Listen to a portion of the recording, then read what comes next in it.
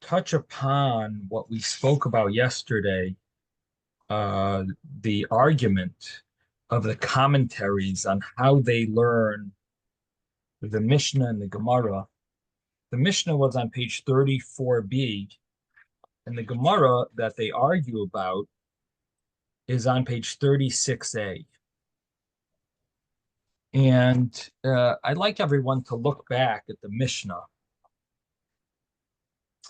on 34b, which is on the bottom. It's probably in the art scroll, probably the last page 34b that you have, maybe 34b5 or 34b6, one of those later pages in the 34 at the end. It's the Mishnah there. And the Mishnah talks about a case of Nikev v'chaser. And that is, in the regular Gemara, it is about 7 or 8, maybe 8 lines up from the bottom of the page on 34b. The Mishnah had said, Nikev, if it is punctured, v'chaser kol shehu pasal, and it is missing any amount. Kol shehu means any amount. It is pasal, it is invalid. And then if you go 2 lines later, or 1 line later, Nikev v'loy chaser kol shehu, if it has been punctured and it's not missing anything, kosher, it is kosher. Now, the simple reading of the Mishnah is basically telling us, and you have to understand, I should mention that this is very common. You might think it's not common, but it is. People stick their fingernails into your esrog, and it becomes chaser sometimes. Or maybe it's not chaser, maybe it's not missing, but it's punctured. And when you go and shake lulav and esrog with others, or even if someone in someone's own family, their wife might have long fingernails that they're making look really nice, but when they stick their fingernails in your esrog, it becomes punctured. So it's not as impractical as you think. This happens very often. Not only that, even in the Judaica stores where they sell the esrogim, it happens, and I've seen it from the owners that show me, oh, look, someone stuck their fingernail here. When you're checking the esrogim, you got to be careful because you could ruin it, and someone's fingernail could get stuck, could puncture the esrog. So you're thinking maybe that an esrog having some type of a blemish on it, where it's missing something, you think that's uncommon. It's not true. It is very common. So the Mishnah had said that if it's Nikev v'chaser kol shehu, if it is punctured and it's missing something, it's invalid. And the Mishnah said, and if it's not missing, it is kosher. The Gemara said that Ula bar Chinana, this is on 36a, right on the top of the page, second line. It says if it's missing, if it's punctured, a puncture that goes all the way through, that type of puncture is, the law is, even if it's a mashahu, even a tiny, tiny needle or anything that punctures it, if it goes all the way through, it's called mafulash. It's going to be invalid. Vishe'enoi mafulash, if it doesn't go all the way through, what is the size? Ke'isar, the size of a coin called an isar coin. And yesterday I mentioned to you that there's 2 ways of learning this Gemara. One way is that these are additional types of situations where it's invalid. The Mishnah spoke about a case where it's chaser, it's missing. And here we've got cases where it's not missing anything, where it's still going to be invalid. That only in the case where it's not missing anything, and it doesn't go all the way through, and it's not mafulash ke'isar, it's not wide like an isar, only in those cases will it be kosher. But if it's missing anything, or, and that's a very important word, or even if it's not missing, but it's a hole that goes through and through, or it's a large puncture that's not missing anything. You used the peg, it stuck it in, so nothing came out. Maybe some liquid, but not nothing of the flesh of the esrog came out. So that is considered. All of these cases are invalid. How do you learn the Mishnah then? The Mishnah mentions nikev v'chaser kolshehu. So there is a question on the Mishnah. The Mishnah says nikev v'chaser kolshehu. If it was punctured and it's missing any amount. Now, the Gemara said that even if it's not missing any amount, it's a problem. So how do you learn the Mishnah? If you're learning this way, the Mishnah says, Nikev v'chaser kolshu. It's punctured and it's missing something. That's when it's invalid. And the Gemara is saying, even if it's not missing anything, if it's a hole that goes all the way through, it's invalid. Or if it's a hole that's ki'isar, that's the size of a coin, it's also going to be invalid. So one way of learning the Mishnah is that, yeah, nikev v'chaser kolshehu. This is the typical case of chaser, missing. And the Gemara adds two new cases that those would also have the same rule. It doesn't really fit in the Mishnah.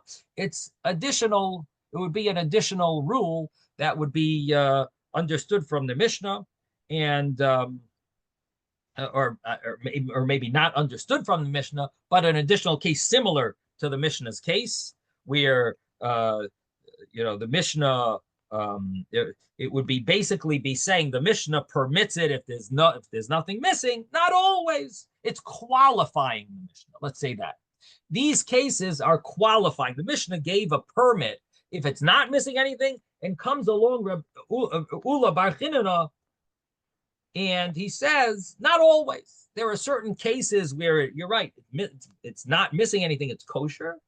But if it's the size of an isar, or if it's a hole that goes all the way through, then it's not included in that permit that the Mishnah gives.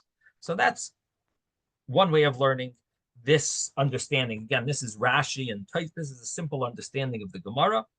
But there is another way of reading it, that when it says Nikev v'chaser kolshehu, that vav shouldn't be there. And it's supposed to be Nikev is one case, and chaser kolshehu is another case. Nikev, if it's punctured, that's one problem. And that would mean it's punctured all the way through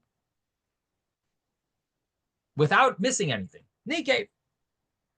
Or maybe it means Nikev, it's punctured the size of an isar. The next case is chaser. That's another case. But not that it's nikev v'chaser. It's nikev is one case, chaser is another case. They're two separate cases. That's another way of understanding it, of learning, of fitting it into the Mishnah. That those are the cases where it's going to be invalid. And so the Mishnah does sort of spell out these different cases. Now, this is the way of learning. Again, I didn't change the halacha between these two ways of learning the Mishnah. That is just two possible understandings of how to fit this way of learning the Gemara in the Mishnah. How do you fit it? Either because of that vav, and you take out the vav, or because it's qualifying the permit at the Mishnah where it says Nikev v'loy chaser kolshu is kosher. That's qualified by saying not always. Okay, so those are two ways of understanding Rashi's pshat in the Mishnah. This pshat comes out. What comes out? The consequence of this pshat, this understanding, what comes out is if you have an esrog that's missing any amount. For example, if someone sticks their fingernails in your esrog, and you see that it's not just a puncture, but it seems like maybe she pulled out a little with her fingernail. You see there's something missing, that would be invalid. If something is missing, I'm not saying that's so common. Maybe it's not so common to have something actually missing. To have that punctured is common. to have something missing, maybe not. But anyway, if there is something missing from the esrog, that would be a problem. That would be puzzle, invalid. That would be the case of the Mishnah, where it's nikeh v'chaser kolshu or chaser kolshu. It would be invalid. So that would be the Mishnah's case, that it's nikeh, or it's chaser kolshu, it's puzzle, it's invalid. The other way of learning was the Rivid's way of learning. And what was the Rivid's way of learning? And this is important because it's brought in Shulchan Aruch as a leniency. What was the Rivid's way of learning? The Rivid's way of learning is that the Mishnah talks about a case where it's nikeh v'chaser. He would learn the letter vav is supposed to be there, that it's punctured and it's missing something in order for it to be invalid. And the Gemara qualifies when is it invalid, and when is it what is called missing something. Now it's nikeh v'chaser, but remember, it's a little tricky here. According to the Rivid, the way the Rivid learns is it's nikeh, it's punctured, but it's not always invalid if it's punctured. It's only invalid if it's punctured and it's missing, and it says kolshu, any amount. So the Rivid says, you know what the Gemara is explaining? That applies if it's a hole that goes through and through. Then any amount that it's missing something, if it's missing, it's a hole that goes through and through, and it's missing any amount, it has to be missing something, not just a pin, not just a pinhole.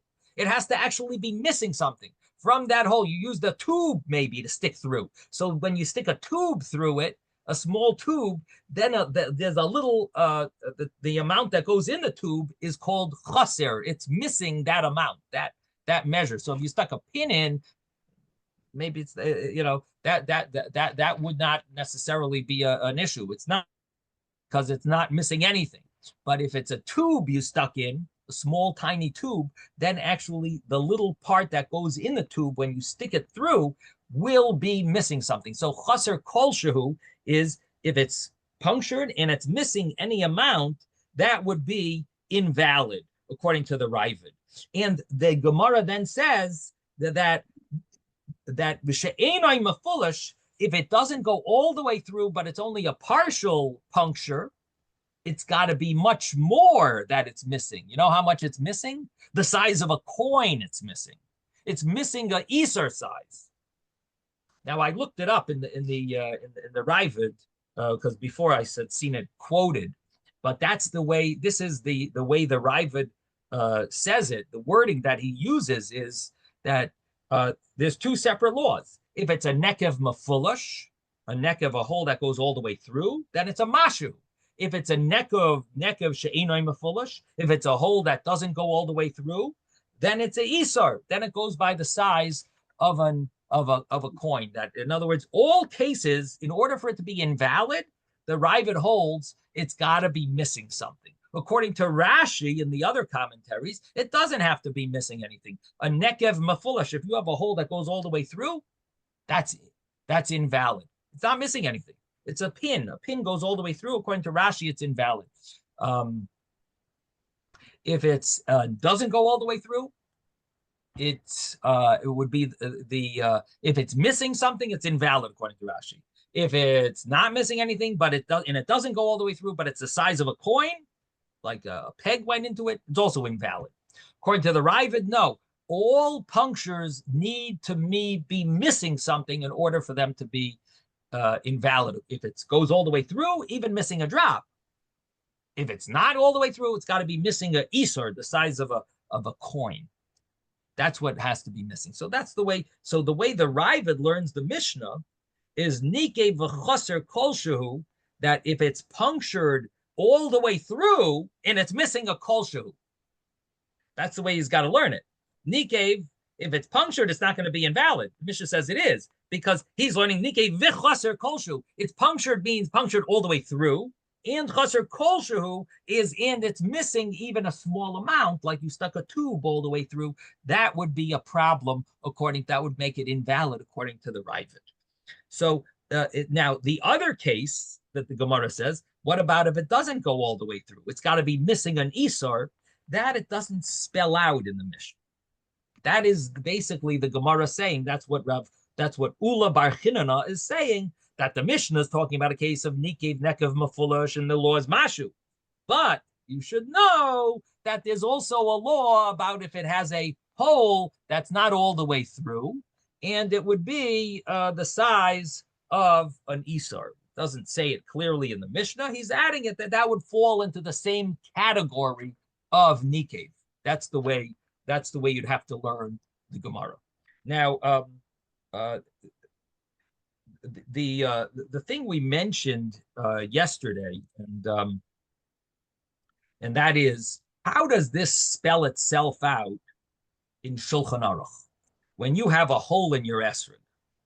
Well, yesterday I guess we spoke more about the pitum falling off. Now we're talking about the hole. So when you have a hole, the Shulchan Aruch says that an esrog that has a hole mefulish that goes all the way through, even a tiny hole, it's invalid.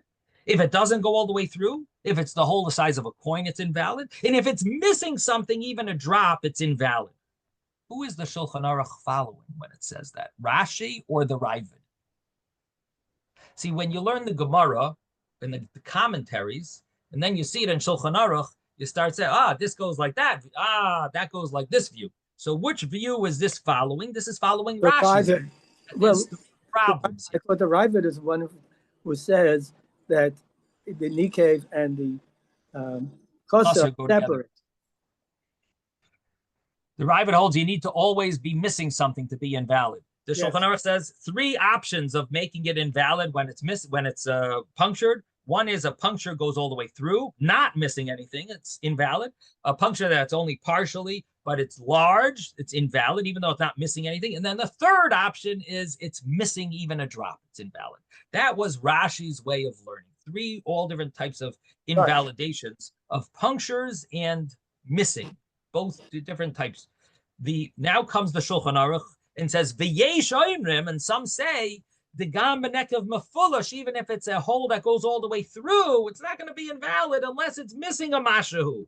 And if it's not mefulish, if it doesn't go all the way through, the chisaron has to be missing the size of a coin. Now, who is that going like? That's Ravid. That's the Ravid. So we have Rashi's Pshat, the first opinion in Shulchan Aruch. The Yesh Oimrim, and some say that's the second opinion in Shulchan Aruch. Now, the Ramah says the Ramah talks about blemishes from the tree when it grows on the tree. Sometimes the thorns go into it, but then he says b'shas hadchak, in a time of need, you could be lenient like the Ravid's view, the Svara Achreina. You could rely on the final view to permit a chisaron, something that's missing, if it's not ki'isar, if as long as it's missing but not the size of a coin, and as long as it's missing but it's not that it's not going all the way through, that should be, you could rely on the Ravid. Okay, so we've got our first leniency based on knowing the Ravid. We have a leniency. If you have an esrog that's actually missing something, but the hole doesn't go all the way, so one of your kids took out, took a spoonful or took a bite out of it. So what happens there? If it's not the size of an isar of a coin, maybe if it's less than the size, I don't know what the size of an isar is. Maybe I'm sure we could probably look into that. It's very less than small. The size of a dime. It's very small. Small. No like coins. I'm sure that I can't imagine any coins are smaller than the size of a dime. So let's say you got a kid stuck their finger in or whatever, and spoon in or something, and took out a little piece of it. So we have a leniency b'shas hadchak that you could that a person could rely on this leniency that if they're in they're vacationing in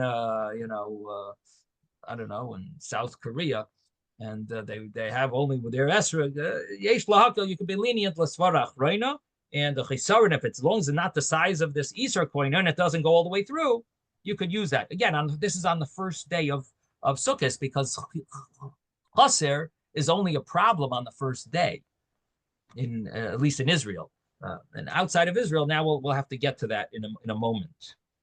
But this would be, even on the first day, you would be able to make a bracha because you have the Ravid's view. We have that view of the Ravid, and we could rely on it. Yes.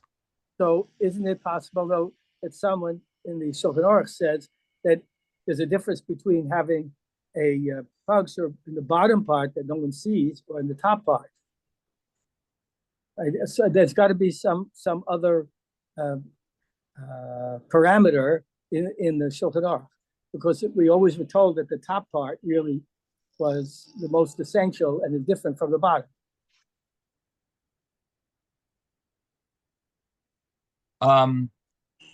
That applies to the chazazis and to the and black dots, but I don't know if that makes a difference regarding a hole.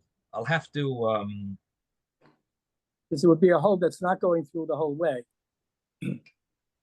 Yeah, I'm not sure if we make a difference, if we differentiate if it's on the top part of the esrog or not, but regarding a hole.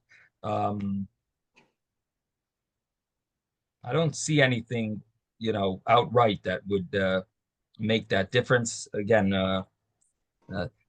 after we finish learning the Gemara, the best thing to do would be go through the entire Shulchan Aruch and these laws and just tie all the loose ends and see what opinions we can rely on. But yeah, the two laws that I'm aware of that apply to the top of the esrog is the chazazis and the discoloration, some type of a dot that's there. Okay, so so what we have here so far is that there's a leniency. Now, I mentioned that we have to talk at some point about the law of the second day of Sukkot outside of Israel. This is a very important halacha because it applies to a number of practical scenarios. Number one of the halachas that the second day of Sukkot is very practical is, do you need to give it to someone else as a gift on the condition that they return it? Or is it sufficient on the second day of Sukkot outside of Israel that you just lend it to them? I know on the later days of Sukkot, for sure, you could just lend it. You don't have to give it to them as a gift. They don't have to own it. The law of shaloi lochem, it has to be yours, is for sure on the first day.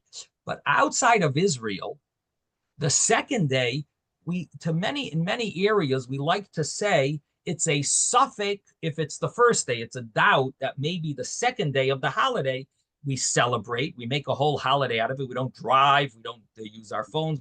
We consider it important, we consider it just as holy as the first day. It's rabbinically accepted as being holy because it's been our tradition to always take on the second day just in case they messed up. We messed up with our calculation of the months, and we weren't in Israel to know. So we always counted the second day as a holiday. So the laws that apply on the first day really generally apply on the second day as well.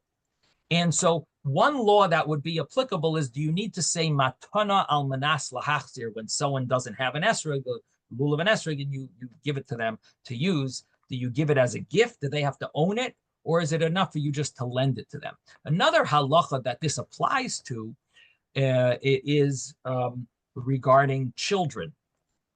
In Israel, if you have one lulav and esrog, and you have a child who's the age of 6, in Israel, there is a way to get around this there's a problem. Well, how do you give your child the lulav and esrog if he's going to be the owner of it, because you give it to him as a matana manas lahachzir, and then when he returns it to you, it's not called yours, because a child has the ability to own something, like when you give him an ice cream or a chocolate, he owns it. But for him to give something away, according to halacha, he doesn't have das to be able to give away. He can receive stuff, but he's not giving away things. And so if you give your esrog to your son who's 6 years old or older, and he gains ownership of it, you give it to him as a matana, manas lahachzir, you give it to him as a gift so he could fulfill the mitzvah, and then he wants to give it back to you, guess what? you can no longer shake with it. But in Israel, it's not such a problem. So what do? You shake, your whole family shakes, then give it to your 6-year-old, let him shake it. He owns it now. And for the rest of Sukkot, you're all set. You have no problem because you borrowed it from him. You're not, you don't have to own it for the rest of Sukkot. So you let your child shake with it after everyone shook, and that's no problem. But outside of Israel, this doesn't necessarily work. Because if the second day of Sukkot, it needs to be yours. So then if you give it to your son who's 6 years old on the first day, what are you going to do on the second day of Sukkot when it needs to be yours? So if the second day has the same halacha as the first day, that's going to be a problem to give it. You're going to have to buy your son who's 6 years old or older their own lulav and esrog. He owns Side of Israel. If the second day is considered the similar to the first, then you have to own it. he owns the esrog forever. Well, until his bar mitzvah. Until his bar mitzvah. But if you want to wait till then, the esrog is going to get nice and dry and probably invalid. So he can never let go, and it doesn't go to you as the father. You can borrow it from him, but borrowing only works the later days. You possession. What happens to it? It's now his. Right. And then he hands it back to you. It's like you're borrowing it from him. So you have it for the other days. The problem is the second day of Sukkot. Right. Now, this whole thing, you have to keep in mind, it works. It's a very nice thing in Israel if you have one child that's 6 years old and that's it. But what happens if you have a whole series of children? You really need to give a lulav and esrog to each one. I mean, there are leniencies, and maybe I think we once talked about it before, that there are two opinions in Shulchan Aruch about holding on. If you hold on to it while the child shakes, so you're not giving it to him as a matana manas lahachzir. You don't give it to him as a gift, and he doesn't own it. But there is an opinion that he still fulfills the mitzvah of chinuch, even though he doesn't own it. There is such a view. If a goslin, you give it to the child. Yeah. If a goslin walks in now and grabs it from the child and runs out the door, he stole from the child, not from you. Okay. No, I just want to anchor that. That's an interesting fact. Yeah. And then if the goslin gives it to somebody else, but he can't. The goslin never gets any rights to the object. If somebody would have he needs yiyush and shinoi rishus. It's complicated. And mitzvah b'avera here. It's not so simple. It's very complicated to say that you'll be able to use it. Anyway, let's not get sidetracked. Okay, never mind. I'm sorry. My main goal was to emphasize that the second day of Yom Tov outside of Israel does create questions, because on the one hand, it normally has the same rules as the holiday day, as the first day of Yom Tov, which would mean it needs to be yours, and you would have a problem with it needs to be shalochem, and there could be an issue of, so you need to do matana manas lahachzir, and there could be a bigger problem with children, because even after you finish shaking yourself, you're still going to have a problem giving it to your child, because how are you going to shake with it the second day, and so on and so forth. All the other problems as well in Shulchan Aruch, chaser, if it's missing something on the first day, would that apply? Could the other day? But you shook already. What about the other days? So normally we say the other days are fine. But what about the second day of Yom Tov? What about the second day of Yom Tov? That could be a problem. If we have to follow the same rules as the first day, then we've got this problem for the second day of Yom Tov. On the other hand, there's room to say that we know that the first day is the real day biblically, and the second day is only rabbinic. And so the law is that the shaking of lulav rabbinically has many more leniencies than the shaking of the lulav biblically. In the rabbinic laws of shaking of the lulav, there's no problem of chaser. It doesn't have to be lachem. It's not a problem if it's missing something. It doesn't have to be yours. So the question would be, what about the second day? So this is talked about in Shulchan Aruch, and really there are two opinions. And it's in chapter 649.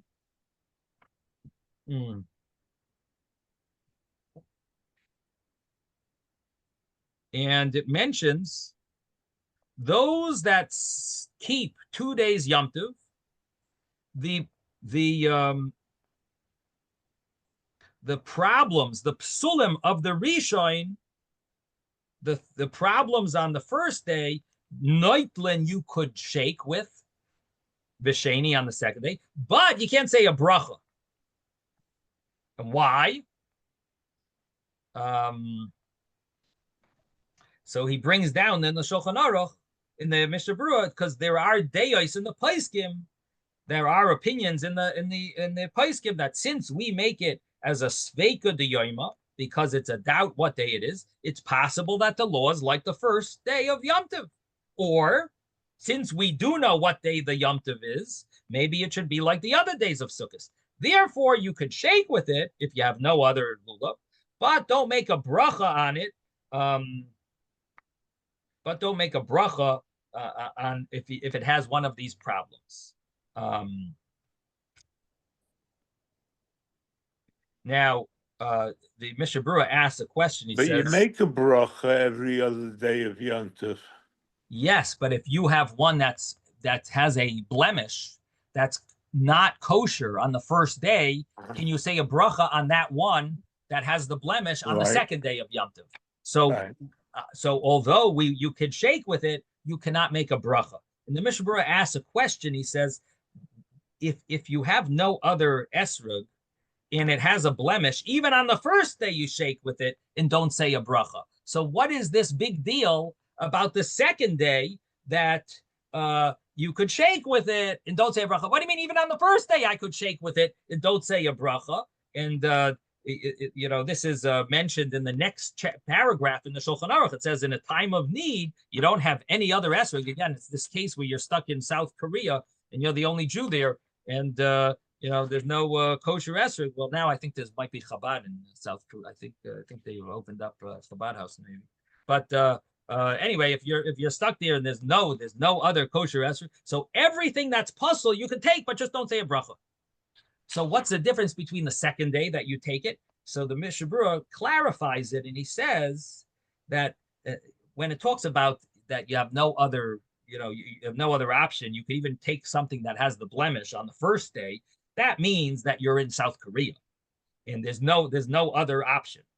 Here we're talking about you do have other options. You could go down the road and go to your friend and walk a half a mile and get another lulav and esrog. And nevertheless, on the second day, you don't have to be matriach. Here it's talking about nimtza al yadei Torah. Through a bother, you could get another lulav and esrog.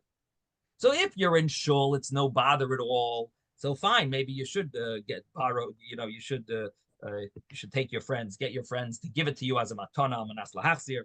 But on the second day of Yom Tov, of Sukkot, you could be lenient. Why?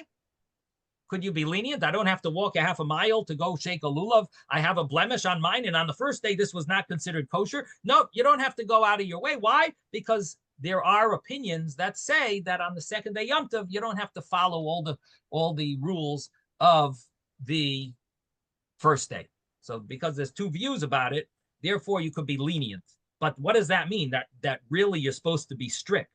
And the same thing applies, and the Bir Halachi brings the same thing applies borrowing. You should not be borrowing. You shouldn't say a bracha if you borrowed one. If you borrowed one on the second day, the Bir Halacha makes it very clear that this is not acceptable to say a bracha. You have to get it as a gift on the second day of Yom Tov. So it seems in Shulchan Aruch like we try to be strict. You can't even say a bracha on something that's a blemish on the first, something that's ruined on the first, that's not kosher for the first day. You can't use on the second day, and that means that a child, this would make a big problem for children. I did mention that there is a lenient way of doing it, holding on to it while your child, according to one opinion in Shulchan Aruch, it's acceptable, but not necessarily does everyone. I mean, there are those that argue with it, and so basically the easiest way around this whole problem is you buy your children their own lulavim and esrogim, and bite the bullet. But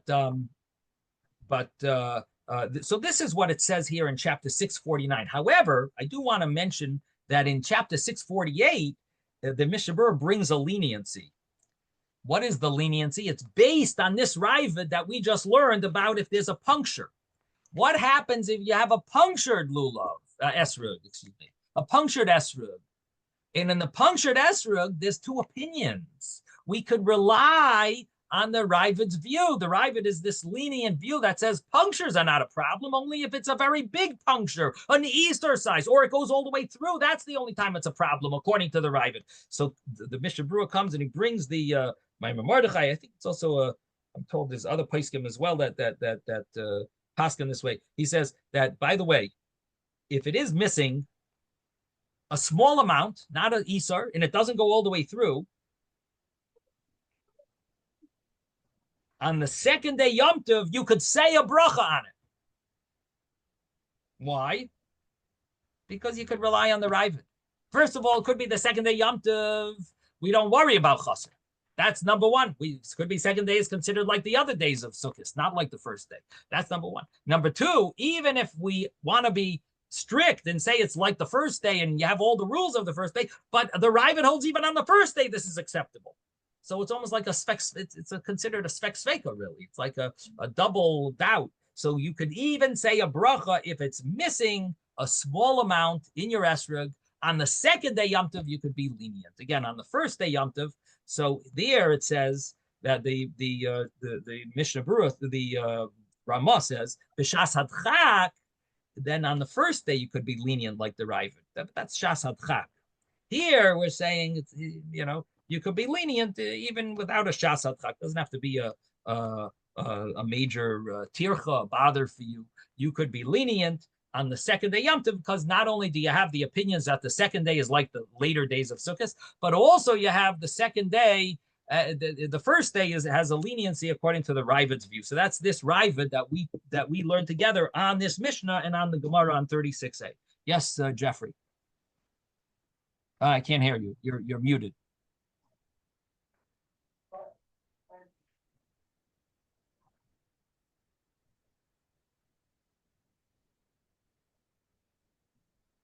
Should be the bottom left. Bottom left, there should be a line through the audio. And if you I know where it is, it doesn't always appear. You have to click somewhere below. Yeah, I have to keep banging it. But of course, we have eliminated the first day when it's Shabbat. So right. I don't know if the second day is then considered like a substitute for the first day, then you have the rules of the first day. No, that's a nice way of thinking, but no, it doesn't work that way. When the first day is Shabbos, it is interesting because in Eretz Yisrael they consider it. You could say, oh, you don't have to be so careful for the esrogim. This year the first day is Shabbos. It's okay. Even if the esrog is not as perfect, the first day is Shabbos. So in any way, not shaking it. You don't have to worry about chasr. Chasr is only a problem on the first day. Even hadar, according to the Rambam, is only a problem on the first day. So you could be lenient. But the truth of the matter is, people make a joke out of that by saying, "What do you mean? You don't believe Mashiach's going to come and we're going to be able to shake the lulav on Shabbos? You don't have a munah that So they in a certain sense, you're really supposed to. You should consider. Buying a nice esrog even when the first day is Shabbos. But outside of Israel, we don't have this leniency. Outside of Israel. I agree with the, but then in the case of being outside of Israel, the second day has the same quality as the first day, especially if it was Shabbos the first day, you didn't say Shechayanu either. Right. So you got one area where your statement is correct, and that is the bracha shachiyanu. Bracha shachiyanu, you're right. It actually takes over the first day's shachiyanu. So Yes. Okay. So getting back to what we learned yesterday, we learned that interesting story where one of the rabbis took a bite out of his esrog. Let's just go over what we let's go over what we learned yesterday. So, well, we also talked about, of course, this the pitum falling off, and the pitum falling off. We spoke about different opinions. Tosfos had four interpretations of the Gemara about the pitum. Where is the pit? What is the pitum? And if it falls off, and are there any leniencies? And we spoke. That's what we spoke about in Shulchan Aruch. Different leniencies. If the pitum falls off, what is that? What is the problem of the pitum falling off? We saw a Ramah held that the problem is a problem of chaser, but chaser is only a problem on the first day. So if the pitum falls off, the other days of Sukkot, maybe you would be allowed to use that esrog because it's a problem of chaser. It's only a problem of being missing something, but that problem only applies on the first day. The other days of Sukkot, you don't have to worry about chaser. Again, maybe the same outside of Israel, we'd have to be worried about the second day. But where was this Ramah?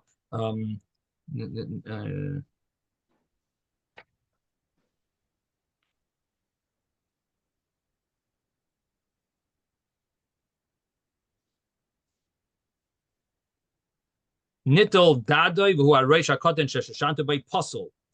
So yesh machmirin, if the sheshanta was removed, that's called the pitum. Rashanu current pitma and toiv lahachmir ladina even ein lipsol elam kenot ladad. I know 8 shareisha pitma olav. It has to be the whole pitum. In other words, or part of the pitum that the upper part is on. That's what the Ramah said. And he says,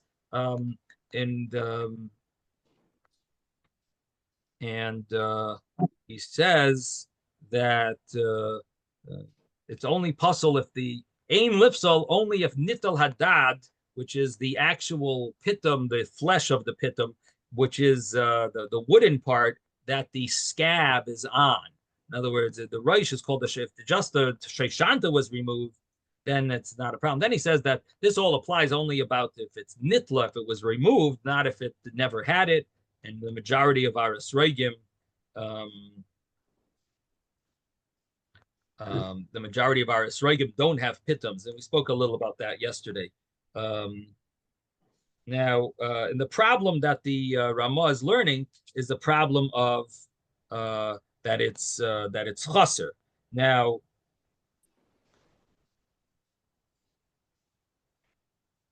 Now, this seemingly would be a problem only on the first day.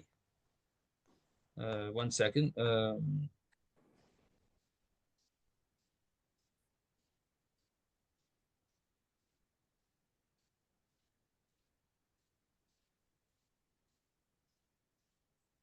Oh, that was it.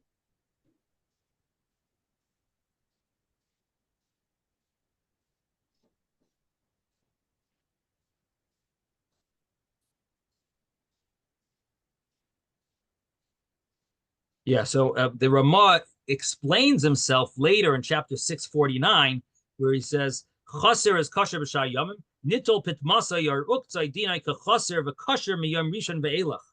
It's kosher after the first day. So the Ramah clearly explains himself later on that it's talking that it's only a problem of chaser.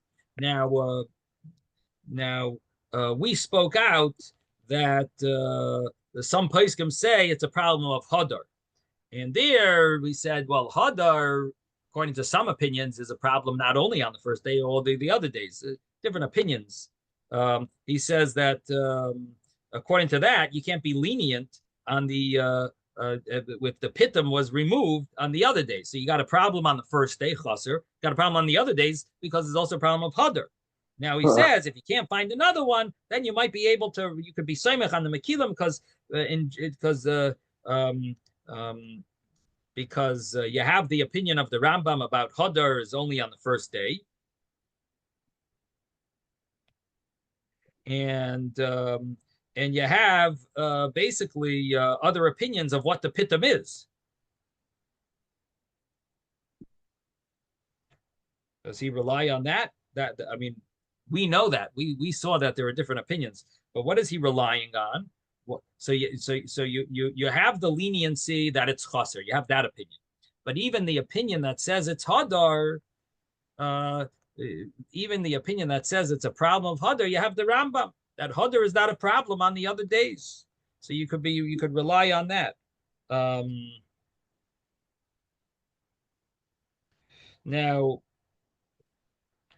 Now he says that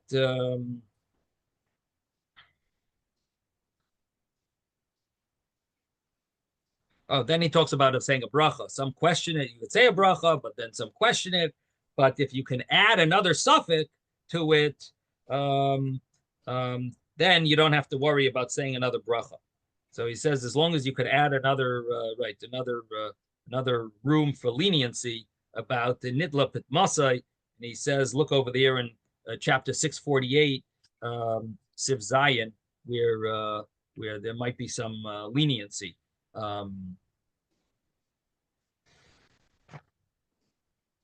You could find another leniency there about the pitum, where it's cut off, maybe if it's not cut off completely, and so on. So anyway, bottom line is that the pitum was an issue. We spoke about how about tying it, how about attaching it together with glue. That could be a way, or using some type of a needle to attach it together. We said that could be a way to permit the esrog on the other days, because even if you want to say it's a problem of hadar and it's a problem the other days of Sukkot, that hadar could be, this is called hadar because it looks beautiful. You can't tell that it's there because of glue or because of a attachment. So we said that seems to be an acceptable option to say a bracha on it, even on the other days if the pitum falls off. So it seems like we have a way around. The problem is the first day, really. First day you have a problem, and then outside of Israel, even on the second day. But other than that, there are leniencies. Interestingly enough, the Shulchan Aruch also talks about if the eitz that it's attached to falls off, and there's a hole in its place, that's also considered chaser. And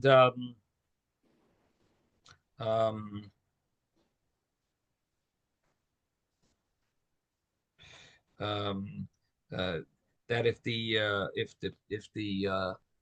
entire whatchamacallit comes off, if the entire stem comes off of it, so what do you do then? So the Shulchan Aruch says that it's puzzle, but of course we know that there are some leniencies. What are the leniencies? Our Mishnah on page 34b, what did it say? Nittul uktzah is kosher. The yukatz is kosher, and many opinions learned that means the entire stem, if it falls off, is kosher. So although we want to be machmir and we hold that maybe buchnasai means the inner part, the ear space, and we say it's puzzle, yes, that's in a case that you have another esrog, you have other options, but there is room for leniency, and the Mishnah Berurah says that you can even make a bracha on it. Again, all of this comes because we know the commentaries on the Gemara. We're able to see what the meaning is in the Shulchan Aruch. It's telling us that there are these leniencies. Why are there these leniencies? Because they're relying on different ways of understanding the Gemara that the other Rishonim, the other commentaries are following. And according to those opinions, it's permissible. So what do we see now? So it's missing the entire stem of the esrog. B'shas adchak, the Chacham Tzvi said you could even make a bracha on it even on the first day. Because, why? Because first of all, b'shas adchak, you always can rely on the first day of even the psulim. But he says for sure here, where there's an argument of the Rishonim, which we mentioned, this is that opinion that Tosfos brought, the Aruch, that the Tosfos that's brought in the Aruch, and that opinion is that the stem is a problem. The other opinions, that the other understanding of the Gemara is that it doesn't, that the stem is all permissible. There's no problem with the stem. The problem is the the upper part of the esrog. That's a problem, but the stem is not a problem. So he says the same thing applies to pitum, and you're the only one in the town. He also says you could even make a bracha on it on the first day, again relying on these lenient the other views of how they're learning the Gemara here, because we saw that it could be all that even if the entire, remember what I mentioned yesterday, I said it's good to know there's a view that the entire pitum falls off, it's kosher. That was the opinion that the pitum is on the bottom. That opinion would mean that the entire pitum on the top, if it cuts off, it's kosher. Can you rely on that? So the Mishnah Berurah brings that if you're the only esrog in town, you can even say a bracha on it on the first day. So we've got a benefit of learning all these commentaries that we now see different leniencies that are used in order to permit an esrog that the pitum has fallen off. Okay, then we got involved with what did we discuss afterwards? We spoke about the fact that esrog shenakvu achbarim. We spoke about an esrog that mice bit into. And the Brisa says it's not hadar. It's not beautiful. The Gemara asks, Rebbe Chanina, he dipped his esrog into some dip, and he was yaitza the mitzvah with it. He ate it, and he took a bite out of it, and he was fulfilled the mitzvah with it. Can you imagine? He took his esrog, he took it, dipped it into some tomato sauce, and he took a bite. He said, delicious. And now let me make the bracha on my lulav and esrog. He's got his esrog with a bite mark on it. And he's going to say a bracha. He's going to say the bracha, lulav and esrog. And he was yaitza the mitzvah, navikba. Well, he used it for the mitzvah. So you see, why should an esrog that mice bite into, why is that a problem? Now, we have to ask, does this contradict our Mishnah? Because our Mishnah said that if there's a hole, nikeh v'chaser, this is definitely called chaser. He took a bite out of it. If you stick a needle in, then you can tell me it's not exactly chaser. You put a peg in, you didn't actually take anything out. If you take a bite out of it, that's called chaser.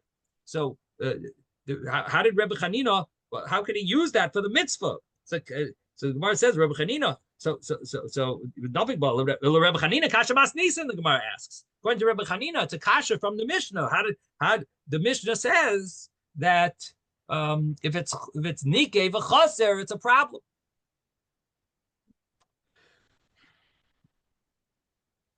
Now, how do we learn that? We hold plus you're not supposed to eat before benching esrog. That's an interesting one. But there's another issue that Tosfos later on. There's a Tosfos later on that says it's huktzah l'mitzvasai. An esrog during Sukkot you can't eat it. It's set aside for its mitzvah, so it's usher to eat from. So Tosfos says, there's a big question. But anyway, let's just think about how we are learning this Gemara, because we know the Ravid's opinion and we know Rashi's opinion. We paskin like Rashi, but we rely a little on the Ravid. Now, what does that mean? What do I mean? So let's think.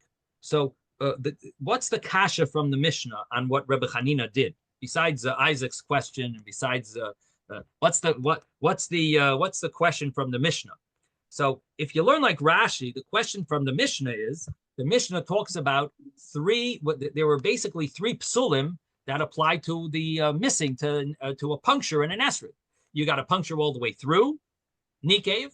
You got a chaser. You got something that's missing, and then you have something that has the law similar to a puncture, which was if it's the size of a isar, even though it's not missing anything. So these are all problems. So what's Rebbe Chanina's contradiction from the Mishnah? The Mishnah says chaser, even a kosher is puzzle. And he took a bite out of it. It's for sure a contradiction from the Mishnah. Now let's think of the Ravid's way of learning this. The Ravid learned that it's nikeh v'chaser kosher, that if it has a bite all the way through, if it has a hole all the way through and it's missing something, it is considered invalid. That the Mishnah says, but we don't think that Rabbi Hanina took a bite all the way through it. That would be hard. He would need to have a certain type of teeth to be able to bite all the way through the esrog. So what does it mean, kasha from the Mishnah? It must mean that it's a kasha from the Mishnah that the Mishnah talks about chaser. The Mishnah doesn't exactly say this case because the Mishnah talks about chaser. It's a case of case where the hole goes all the way through and it's chaser mashu. It's chaser. It's missing a little. That's a problem. But he didn't bite. Probably didn't bite all the way through it. It doesn't make sense. I've never seen anyone be able to bite something all the way through it. So it must mean that the Mishnah's case, the Gemara explains that there's a case similar to the Mishnah's case that the Mishnah says that is considered like a bite all the way through it. That it's called it's chaser ki'isar. That it's missing the size of an isar. That's also similar to a nekev mafulish. It's also similar to a nekev mafulish, and that would be what the Gemara means. Again, it's not as perfect as the way Rashi learned it. The way the Ravid's learning it, it doesn't flow so perfectly here because the Gemara says the kasha from the Mishnah. The Mishnah doesn't exactly say this case that Rabbi Hanina did because the Mishnah doesn't. The Mishnah talks about a case where it's nekev mafulish according to the Ravid. But anyway, the Gemara says it's a kasha masnisin. The Gemara says like kasha, not a kasha. Here is the Yom Tov Rishon, here it's Yom Tov Sheni. That there's a difference. Oh, I skipped something. I'm sorry. Masnisin l'Rebbe Chanina like kasha. The Mishnah to Rebbe Chanina is not a kasha because here we're talking about Yom Tov Rishon, here we're talking about Yom Tov Sheni. That the Mishnah is talking about. The Mishnah is talking about on the first day. You have a problem. Rebbe Chanina did it on the other days of Sukkot. Now, the Gemara says, but the Rav kasha, but it's a kasha on Rav that Rav said Ein Zahadar. Rav paskined about a mouse that bites is not called hadar. So it's a kasha. How would that be acceptable according to Rebbe Chanina? Rav, on the other, you have the issue of hadar, at least according to all the other opinions besides the Rambam. There's an issue of hadar on the other days in an esrog that a mouse bit into is not hadar. So an esrog that Rabbi Hanina bit into also shouldn't be hadar. So the Gemara says no. There's a difference here. That here achbarim, mice biting into it is mius. This is disgusting. This is not hadar. Rabbi Hanina bit into it. It's not a problem. But some say, in the Ika da Amri, the Gemara said that Rab said, Zeh hadar, that if a mouse bit into it, it is hadar. It's not a problem because we know Rabbi Hanina bit into one and it was yaitzev. The Gemara says, and what about Rabbi Hanina? It's a kasha from the Mishnah. Rabbi Hanina, and the Gemara's answer is, it's not a kasha. This is the first day of Yom Tov. This is the other days of Yom Tov. Basically, our Gemara spells out very clearly that the problem of chaser only applies on the first day of Yom Tov. It doesn't apply on the other days. And chaser is a problem of the problem of biting into it is a problem of chaser. It's only a problem on the first days, not on the other days, and that's how Rebbe Hanina did it. Yesterday we spoke a little about. I mentioned the problem. Is this acceptable? Is this the right thing to do? Is this the best type of esrog you want to have for Sukkot? Is this kosher lechatchila? Is this the right thing to do? Rebbe Hanina just goes and bites it and then says the bracha and it's fine. And this is an argument in the Rishonim if that's acceptable to have. I don't want to give you any ideas, but this is an argument in the Rishonim that there are Rishonim that say if Rebbe Hanina did it, it must be lechatchila. It must be acceptable in the first place. And maybe we'll talk about that tomorrow, Mr. Hashem. Everyone have a wonderful day. Sei gesund. Take care. Thank you, Rabbi. Thank you, Rabbi.